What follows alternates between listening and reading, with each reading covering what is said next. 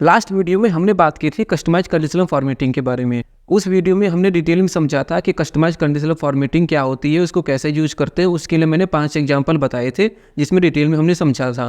अगर अभी तक आपने उस वीडियो को नहीं देखा है तो उस वीडियो का लिंक आई बटन पे है, आप उस वीडियो को जरूर देख लीजिए। और आज की वीडियो में हम एक स्टेप आगे बढ़ेंगे और समझेंगे कस्टमाइज कंडीशनल फॉर्मेटिंग और रेडीमेड कंडीशनल फॉर्मेटिंग में डिफरेंस क्या है, क्योंकि बहुत सारे लोगों को अभी तक कन्फ्यूजन है कि readymade conditional formatting, customise conditional formatting हम कहाँ पे कैसे यूज करते हैं। तो इस वीडियो में मैं बताऊंगा कि कस्टमाइज कंडीशनल फॉर्मेटिंग को हम क्यों यूज करते हैं, क्योंकि बहुत सारे ऐसे ऑप्शन हैं जो रेडीमेड कंडीशनल फॉर्मेटिंग में नहीं मिलते हैं, इसलिए उस चीज को हम समझेंगे। और वीडियो को स्टार्ट करने से पहले मैं थोड़ा सा ब्रीफ भी करूंगा कि एक्चुअल में एक्सेल के अंदर इंटरनली फार्मूला वर्क कैसे करता है, यानी कि कंडीशनल फॉर्मेटिंग जो है वो फॉर्मेटिंग कैसे लेकर के आती है। तो उसके लिए मैंने एक छोटा सा एग्जांपल सेट कर रखा है, तो उन सारी चीज़ों को समझेंगे। हाय फॉक्स, मेरा नाम है आकाश जायसवाल और स्वागत करता हूं आपके ही अपने YouTube channel advanced Excel Gurukul में। वीडियो में आगे बढ़ने से पहले एक बात आपसे जरूर कहूंगा कि सीखे कुछ ऐसा जो काम आए आपके हमेशा। अब बिना देरी के चलते अपने लैपटॉप की स्क्रीन पे और प्रैक्टिकली डिटेल में सारी चीज़ों को समझते हैं। रेडीमेड कंडीशनल फॉर्मेटिंग और कस्टमाइज कंडीशनल फॉर्मेटिंग को समझाने के लिए इधर मैंने एक डेटा ले रखा है। इस डेटा पे ही हम दोनों फॉर्मेटिंग को अप्लाई करके देखेंगे कि दोनों में डिफरेंस क्या है। रेडीमेड कंडीशनल फॉर्मेटिंग का मतलब ये हुआ इनबिल्ट एक्सेल के अंदर जो ऑप्शन मिलते हैं जिसको अप्लाई करके हम कंडीशनल फॉर्मेटिंग को अप्लाई करते हैं, जो हमको आउटपुट चाहिए होता है। और कस्टमाइज कंडीशनल फॉर्मेटिंग का मतलब ये हुआ इधर हम न्यू रूल पे जाते हैं। न्यू रूल पे जा करके ये जो ऑप्शन होता है, ये जो बॉक्स है, इस बॉक्स के अंदर हम जो भी फार्मूला या जो भी फंक्शन अप्लाई करते हैं उसके बेस पे फॉर्मेटिंग होकर के आती है। तो इसके बारे में बहुत लोगों को पता नहीं है, बहुत लोग अभी कन्फ्यूजन होती है कि रेडीमेड कंडीशनल फॉर्मेटिंग क्या होती है और कस्टमाइज कंडीशनल फॉर्मेटिंग को हम कैसे यूज करते हैं। तो इसको समझाने से पहले मैं एक चीज़ आपको क्लियर करना चाहता हूँ। देखिए, सबसे पहले आपको ये समझना होगा कि एक्सेल इंटरनली वर्क कैसे करता है, यानी कि एक्सेल के अंदर हम कोई भी फंक्शन या कोई भी फार्मूला जब लिखते हैं तो वो इंटरनली कैसे रीड करता है, वो कैसे वर्क करता है। क्योंकि जब आप फार्मूले और फंक्शन को समझ जाएंगे कि वो इंटरनली कैसे वर्क करता है, तब आप कोई भी फार्मूला इजीली लगा सकते हैं। और सेम चीज़ कंडीशनल फॉर्मेटिंग में भी अप्लाई होती है, क्योंकि जब कस्टमाइज कंडीशनल फॉर्मेटिंग पे हम जाते हैं तो उसमें हमको अपने अकॉर्डिंग फार्मूला लिखना होता है। तो हमको अगर ये पता चल जाए कि फार्मूला वर्क कैसे करता है तो ईजिली आप लगा सकते हैं। सबसे पहले आपको ये समझना होगा कि एक्सेल जो भी वर्क करता है वो ट्रू और फॉल्स पे करता है। ट्रू और फॉल्स का मतलब क्या हुआ, देखिए ट्रू फॉल्स का मतलब ये हुआ कि एक्सेल को जब भी आउटपुट में ट्रू मिलेगा तो वो क्या करेगा, आउटपुट लेकर के आएगा, और जब उसका फॉल्स मिलेगा तो वो आउटपुट नहीं लेकर के आएगा। तो ये चीज़ आपको समझनी बहुत जरूरी है कि एक्सेल वर्क कैसे करता है। तो देखिए, इस चीज़ को हम समझते हैं। इधर एक डेटा ले रखा है, अब इधर क्या है, देखिए 2 नंबर ले रखे हैं, एक नंबर 1 है और दूसरा नंबर 2 है। और इधर हमने कुछ सेट कर रखा है, ये सिंबल है ग्रेटर देन के, लेस देन के, equal to, greater than, equal to और लेस देन इक्वल टू। इसके बेस पे जो है हम फॉर्मेटिंग समझेंगे कि फॉर्मेटिंग होती कैसे है। तो आपको इस पे फोकस करना होगा नंबर 1 पे और नंबर 2 पे। तो अभी हम समझते हैं कि एक्सेल जो है इंटरनली वर्क कैसे करता है। सबसे पहले हम इक्वल टू लिखेंगे, इक्वल टू लिखकर इस सेल को सेलेक्ट करेंगे, यानी B4 को। अब हमारे ऊपर क्या सिंबल है, ग्रेटर देन का, B4 ग्रेटर देन C4। तो ये क्या हमने पूछा है कि क्या B4 C4 से बड़ी है, यानी कि B4 C4 से ग्रेटर देन है। तो जैसे इंटर मारेंगे, देखिए इसमें आउटपुट आया ट्रू।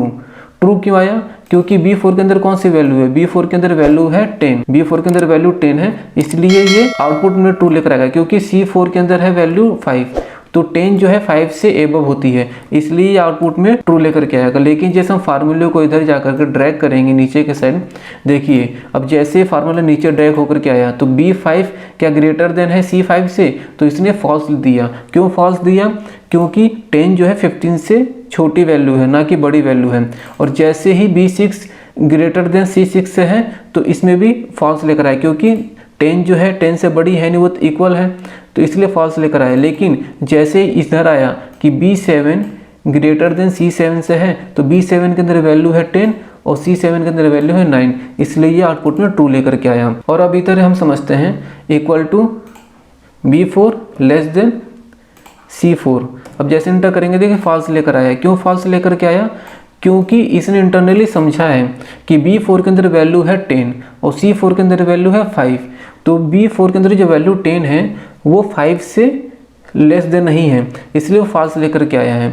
लेकिन जैसे इधर हम देखेंगे B5 के अंदर वैल्यू है 10 और C5 के अंदर वैल्यू है 15, तो 15 से लेस देन है 10, इसलिए ये ट्रू लेकर के आएगा। इधर फिर हम फार्मूला लगाएंगे ये सेल इक्वल टू ये सेल।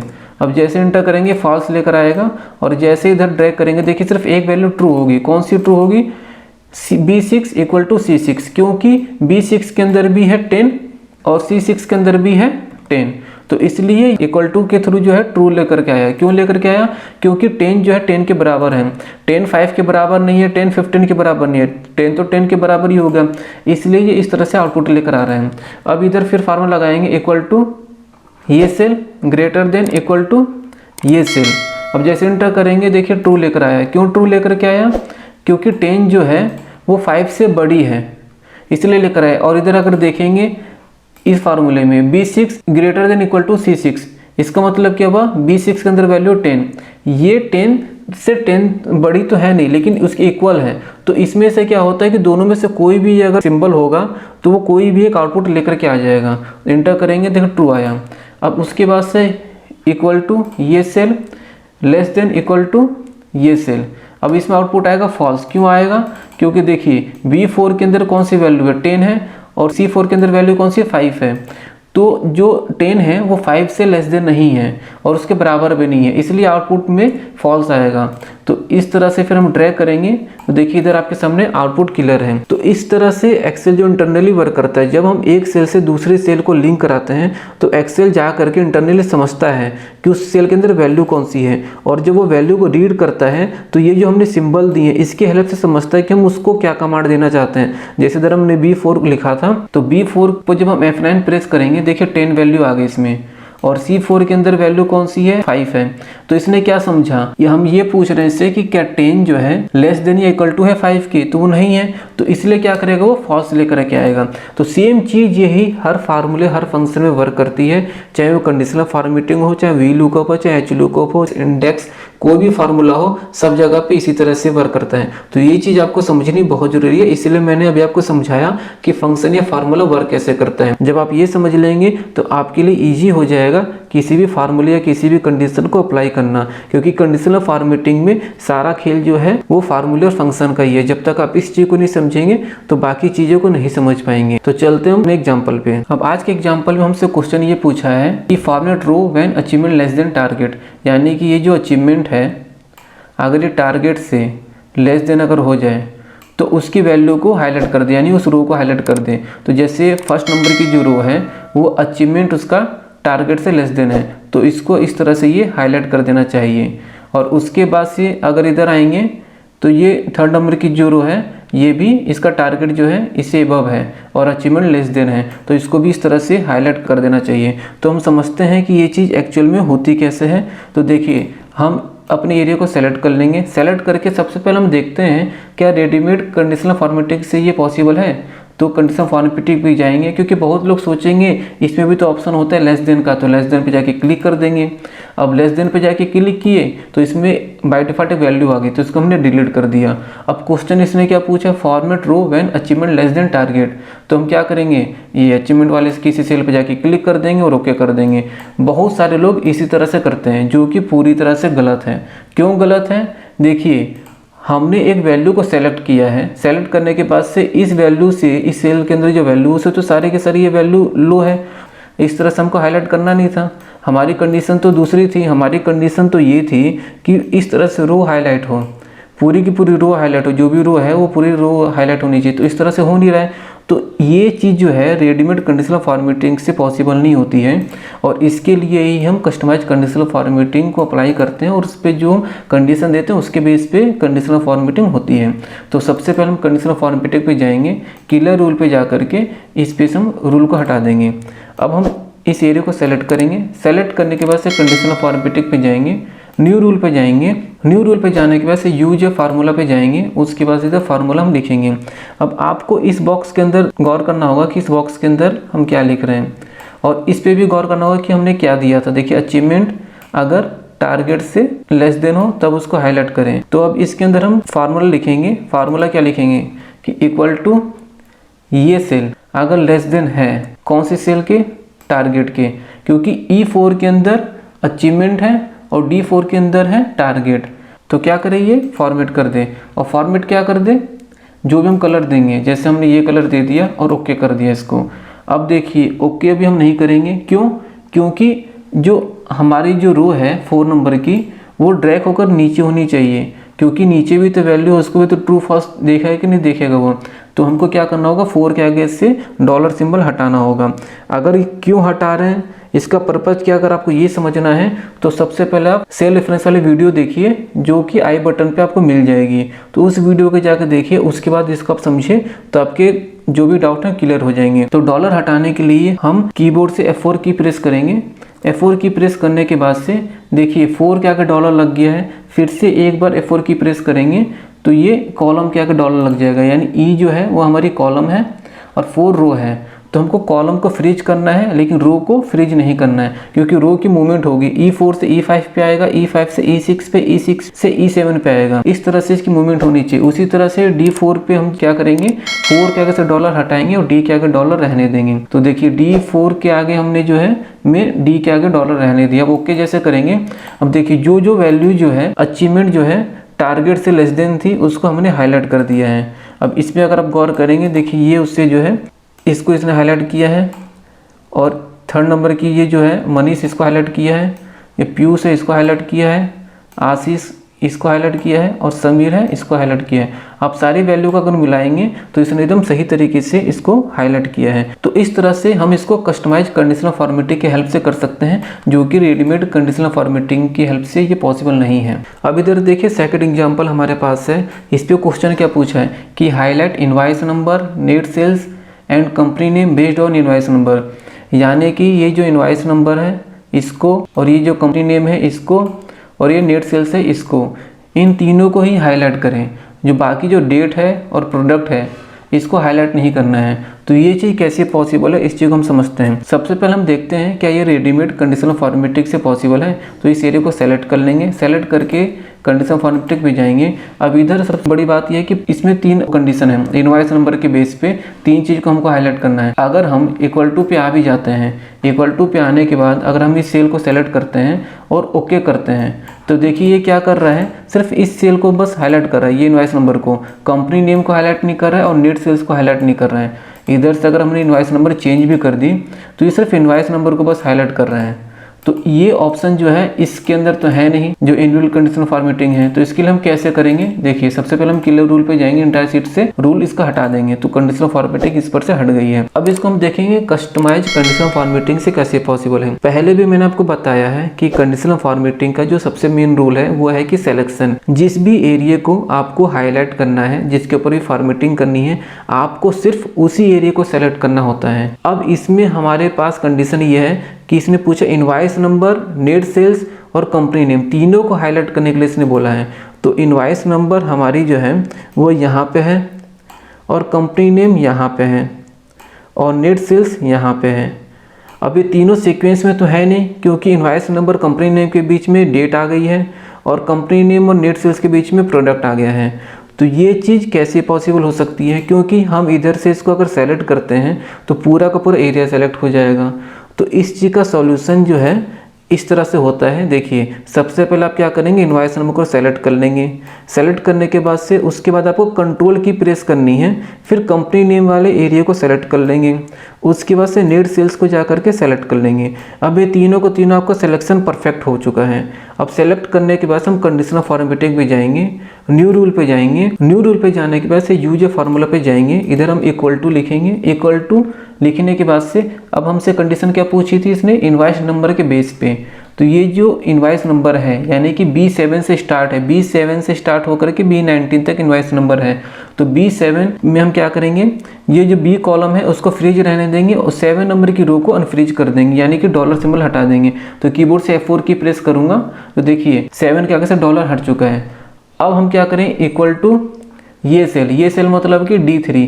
अब D3 के अंदर इनवॉइस नंबर है तो इसको हम फ्रीज रहने देंगे, क्योंकि अगर हम ड्रैग करेंगे तो फार्मूला नीचे आ जाएगा। तो इसलिए इसको फ्रीज रहने देंगे, लेकिन B7 के आगे से हम 7 के आगे से जो है हमने डॉलर सिंबल हटा दिया। फॉर्मेट पे जाएंगे, फॉर्मेट पे जाने के बाद जो भी हमको कलर करना है, जैसे अगर हमको येलो करना है येलो कर देंगे, और फॉन्ट पे जाके इस बार इसको मेटालिक कर देते हैं और ओके कर देते हैं। अब देखिए इसने फॉर्मेटिंग कर दी है। फॉर्मेटिंग इसने क्या की, देखिए 4647 वाली जो इनवॉइस नंबर है उसमें इनवॉइस नंबर को भी हाईलाइट किया है, कंपनी नेम को भी, नेट सेल्स को भी हाईलाइट किया है। और अगर हम इनवॉइस नंबर चेंज करते हैं तो जो इनवॉइस नंबर लेंगे उसको ये हाईलाइट करेगा। प्रोडक्ट को छोड़ दिया है, डेट को छोड़ दिया है। अगर हम चाहते पूरे को सेलेक्ट करते तो सब हाईलाइट होता, लेकिन बस मैंने आपको समझाने के लिए किया है कि सिलेक्शन कितना इंपॉर्टेंट है।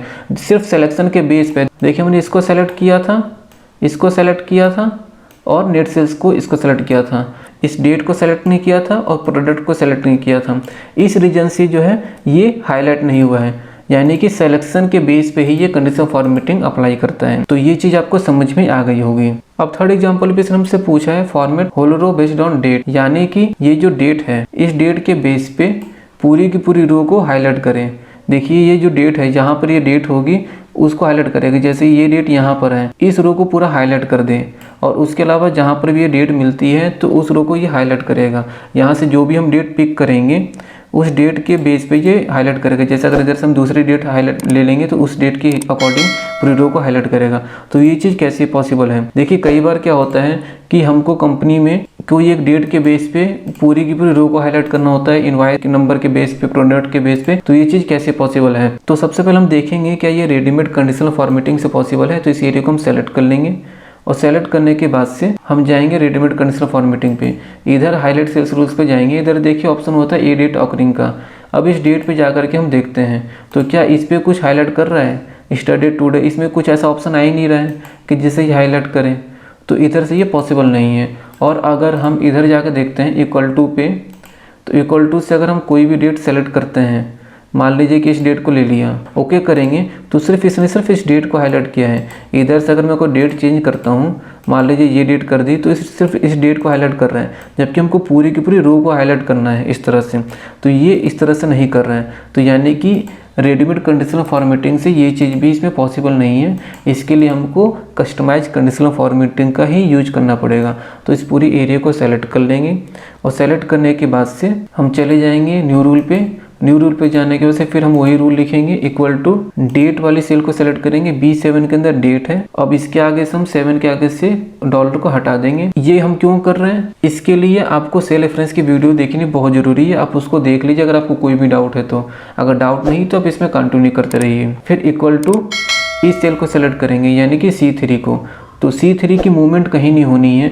क्यों नहीं होनी है, क्योंकि ये जो डेट है, जितनी भी डेट है, ये डेट जो आ रखी है, ये डेट इस डेट के अंदर है, इस सेल के अंदर है, क्योंकि इसी सेल के अंदर जो भी हम डेट लिखेंगे उसी के बेस पे तो ये हाईलाइट करेगा। तो इसलिए हमको इसकी ज़रूरत नहीं है कि इसको हम फ्रीज नहीं हटाएंगे। तो फॉर्मेट पे जाएंगे, फॉर्मेट पे जाने के बाद से हम फील पे जाएंगे। अब फील पे जाने के बाद से हम इस बार कर देते हैं ये डार्क कलर, और फॉन्ट में जाकर इसको हम कर देंगे वाइट, तब ये हाईलाइट होगा अच्छे से। और इस बार इसको हम इटैलिक कर देते हैं और ओके कर देते हैं, या इसको एक काम करते हैं बोल्ड इटैलिक कर देते हैं और ओके कर देते हैं।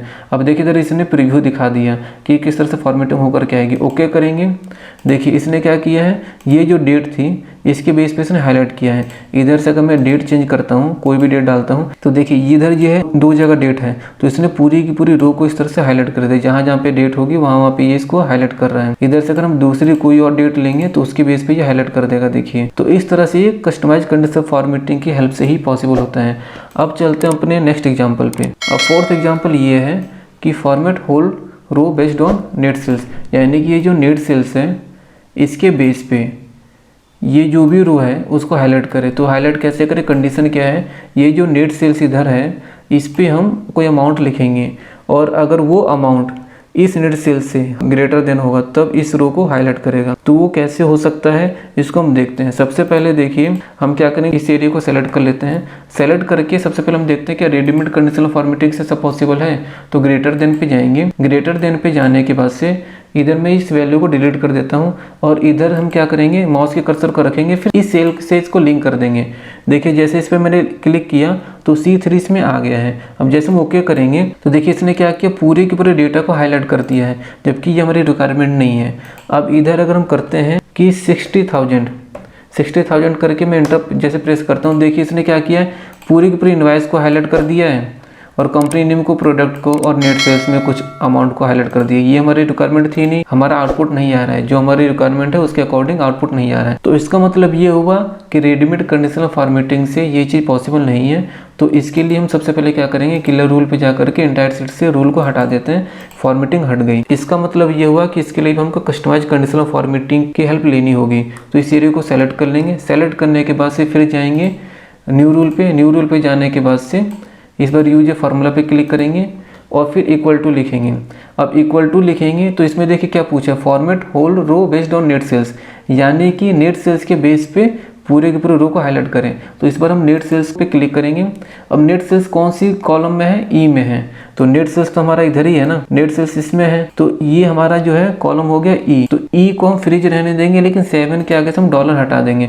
देखिए कीबोर्ड से F4 प्रेस करेंगे तभी डॉलर हट जाएगा, और नहीं तो माउस के पॉइंट से 7 के आगे आपको आना होगा और उसके बाद से बैक स्पेस से आप डिलीट करेंगे डॉलर को, तभी डॉलर हट जाएगा। अब डॉलर हटने का मतलब क्या हुआ, E7 से E8 पे आएगा, E8 से E9 पे, इस तरह से इंटरनली ये मूवमेंट इसकी होगी। अब क्या करेंगे, इसको हम सिंबल देंगे ग्रेटर देन, इस सेल को सेलेक्ट करेंगे 60,000। 60,000 कौन से सेल है, C3 है। तो इसको हमने क्या बोला कि E7 अगर C3 से एबव हो तब जा कर के इसको फॉर्मेट करें। तो इस पर हम फॉर्मेट पे जाएंगे। फॉर्मेट पे जाने के बाद से फील में चले जाएंगे। फील में जाने के बाद इस बार हम ग्रीन कलर ले लेते हैं, और ग्रीन कलर लेने के बाद से इसको हम कर देते हैं बोल्ड, और इस बार कर देते हैं ओके। और ओके करेंगे, देखिए सर प्रीव्यू में दिखा रहा है। ओके जैसे करेंगे तो जो भी वैल्यू नेट सेल्स 60,000 से अबव होगी उसको हाईलाइट कर देगा। इधर से अगर मैं कोई वैल्यू चेंज करता हूँ, मान लीजिए इधर अगर मैंने 80,000 कर दिया, देखिए जो 80,000 से अबव है उस वैल्यू को सिर्फ हाईलाइट करेगा। और अगर इधर हमने कर दिया 40,000, तो जो भी वैल्यू 40,000 से अबव है सिर्फ उसको हाईलाइट करेगा। तो इस तरह से ये पूरी तरह से डायनेमिकली वर्क कर रहा है, जो कि रेडीमेड कंडीशनल फॉर्मेटिंग से पॉसिबल नहीं है। उसके लिए सिर्फ हमको कस्टमाइज कंडीशनल फॉर्मेटिंग ही यूज करनी होती है, और इसलिए आपको दोनों में डिफरेंस पता होना बहुत ज़रूरी है। उम्मीद करता हूँ कि मेरे द्वारा दी गई नॉलेज आपके समझ में जरूर आई होगी। इस फाइल का लिंक वीडियो के डिस्क्रिप्शन बॉक्स में दिया हुआ है, आप उसको डाउनलोड कीजिए, डाउनलोड कर प्रैक्टिस कीजिए। अगर आपके कोई भी क्वेश्चन है एक्सेल से रिलेटेड, तब कमेंट बॉक्स में मुझसे पूछिए, मैं उसके आंसर जरूर दूंगा। वीडियो अगर अच्छी लगी हो तो वीडियो को लाइक जरूर कर दीजिए। चैनल को सब्सक्राइब करके नोटिफिकेशन के आगे बेल आइकन को जरूर प्रेस कर लीजिए, जिससे कि आने वाली हर इन्फॉर्मेटिव वीडियो आप तक सबसे पहले पहुंचे और आप उसका बेनिफिट ले सकें। और जो कोई भी एक्सेल को सीखना चाहता है उसके साथ वीडियो को जरूर शेयर कीजिए, जिससे कि उनकी भी नॉलेज बढ़ सके। अब मिलते हैं नेक्स्ट वीडियो में, तब तक अपना ख्याल रखिए और कुछ ना कुछ नया सीखते रहिए।